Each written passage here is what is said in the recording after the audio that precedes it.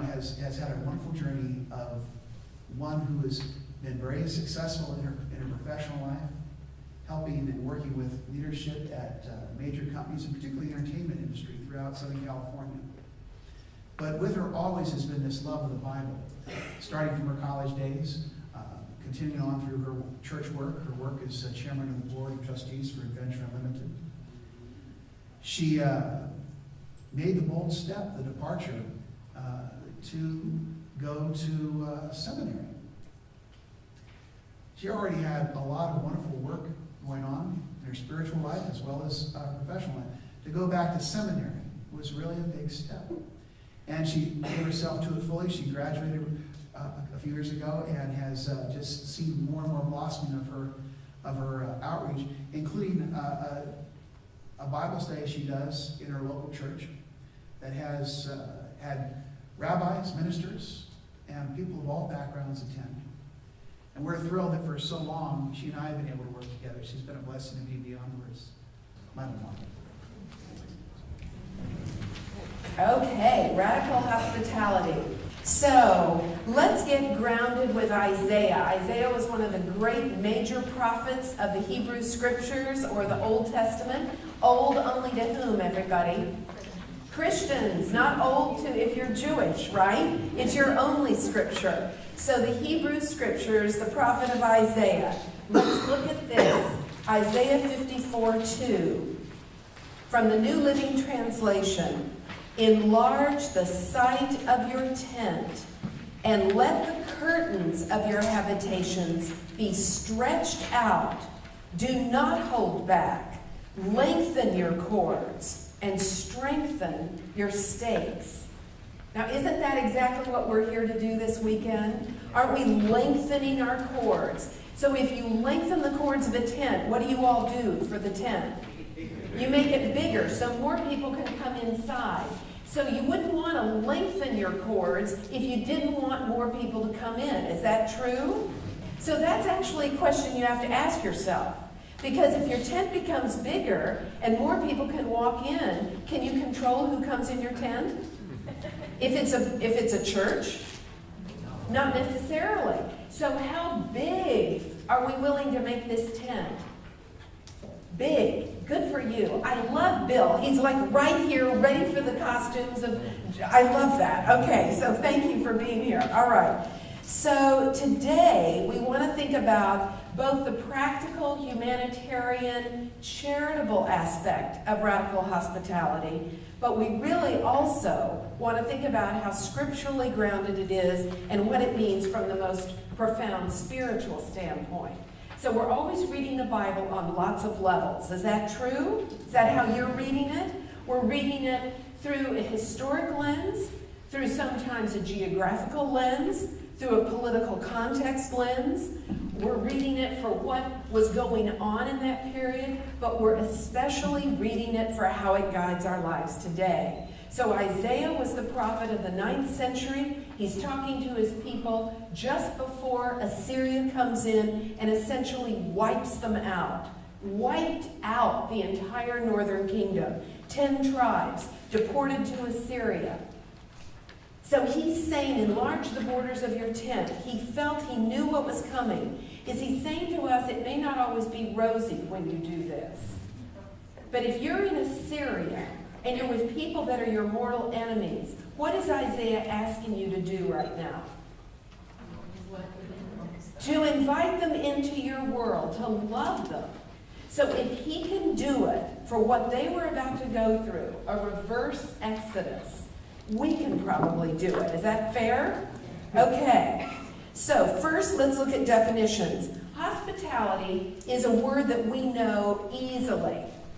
And it's a word we're comfortable with. We've probably been both the provider and the giver of it.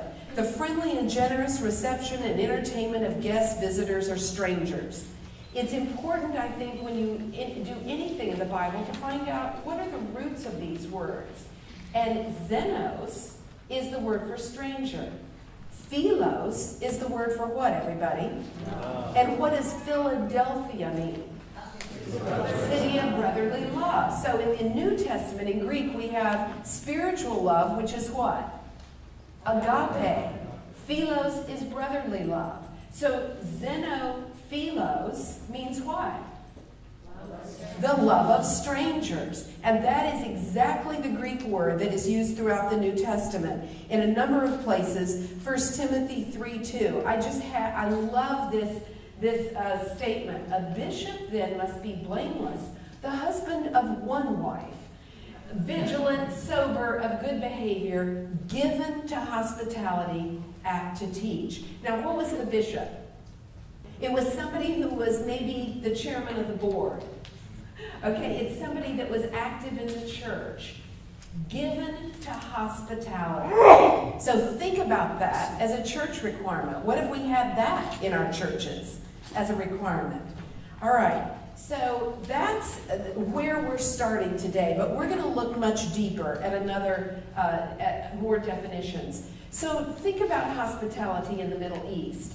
How many of you saw the Lawrence of Arabia film a number of years ago, or you've seen it recently? Do you remember there were scenes where tribes who were warring together literally picked up a guy who had fallen off his camel, was walking dazed, about to die of what? Thirst. Yeah, mainly thirst in the desert, isn't it? And what would those warring tribes do? They give water to each other. Because why? Next week, your camel could break down. So hospitality in the Middle East grew out of a very practical issue of geography. You're going to die of thirst, I'm going to die of thirst. Right now, nobody's an enemy. All right? And that's literally how it began. It is still a tribal norm. When you go to places like Syria today, Muslim, Christian, Jew, that is irregardless. They invite you in their home, invite you to a beautiful breakfast or whatever it is.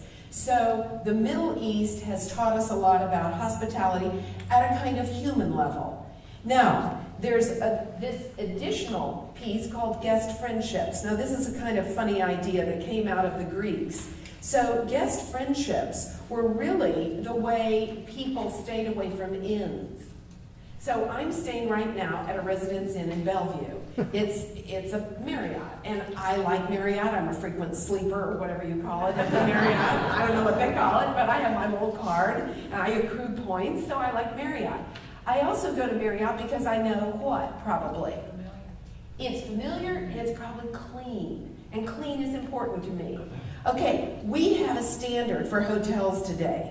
In the ancient world, the standards of inns were so pathetic that the Greeks actually wrote into their plays jokes about inns. So Aristophanes and the others would write about, how many fleas did your inn have?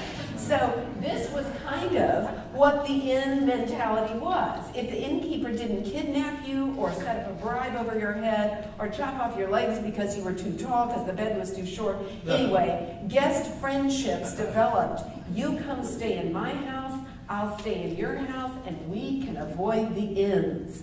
So, hospitality has its roots there, but we are going back further than the Greeks, and you all know your history. If this is a timeline, and that is BCE, before the Christian era, and that is today at that wall, 21st century, where is Abraham in this timeline? If I'm standing at 0, the Christian era, Abraham's this way, how far?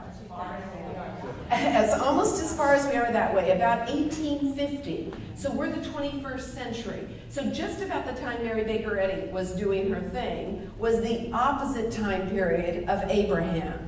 So Abraham is where we're going to get very biblically grounded in hospitality. So you all know the story. The Israelites took the custom back even further than the Greeks to Abraham, Genesis 18, 1-6. Abraham was in Mamre when suddenly who appeared, everybody? 3 strangers appeared.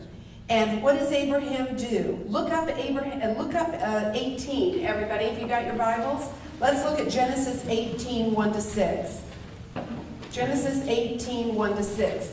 By the way, I'm reading from a New Living Translation.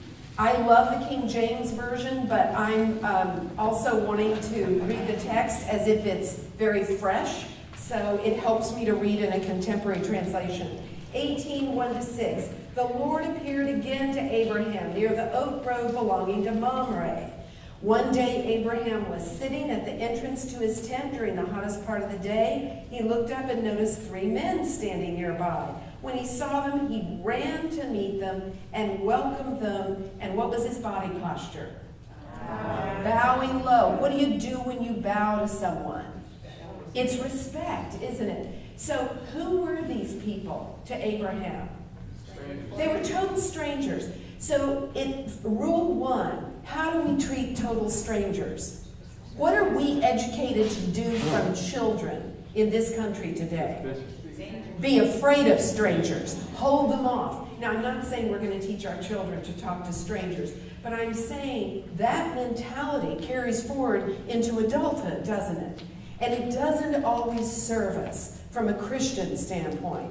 So, Abraham runs to meet them. My Lord, if it pleases you, stop here for a while. Rest in the shade of this tree while water is brought to what? Do you think Jesus started that? Look, Jesus was what religion, everybody? He was a Jew. What were his scriptures? The Hebrew Bible. The Old Testament to a Christian, the Hebrew scriptures. Do you think he knew the story of Abraham? So he is taking a leaf from Abraham's book at the most critical hour, one could argue, of his teaching career. When does he wash his disciples' feet in the book of John? The night before he's arrested, or the night he's arrested. Washing their feet to teach them something about how they must go forward dealing with others without his example anymore. All right, so he's going to wash their feet, and since you've honored your servant with this visit, let me prepare some food to refresh you before you continue on your journey. Now, you and I know that it's this wonderful custom to provide food, but really what Abraham did was call his wife to fix the food. We all know that. I know, but it's okay. All right, so that's this wonderful sense of hospitality. So the Hebrew writer in the New Testament, now I'm talking about the writer of the book of Hebrews. He wrote it in Greek, but he's a Jew. He's anonymous. But he wrote this book of Hebrews, and he recalls this story of Genesis to remind us to do something, which is, who did one of these men, at least, with Abraham turn out to be? An angel. Or a messenger from God. The Greek word for angel is angelos, just means messenger. One of them turns out to be an angel. And so the Hebrew writer, almost 2,000 years later, looks back to this story with Abraham and says, we need to be entertaining angels. Now, entertaining is a root concept of hospitality. So I would argue that's the spiritual grounding of the idea of radical hospitality. It is so much more than offering graciousness to the people with us. It's how are we entertaining the spiritual ideas that are coming to us? What is in our consciousness to be receptive to that stranger or that stranger or that person? How many of you have ever sat on a plane and thought, I just so hope the person next to me does not want to talk to me?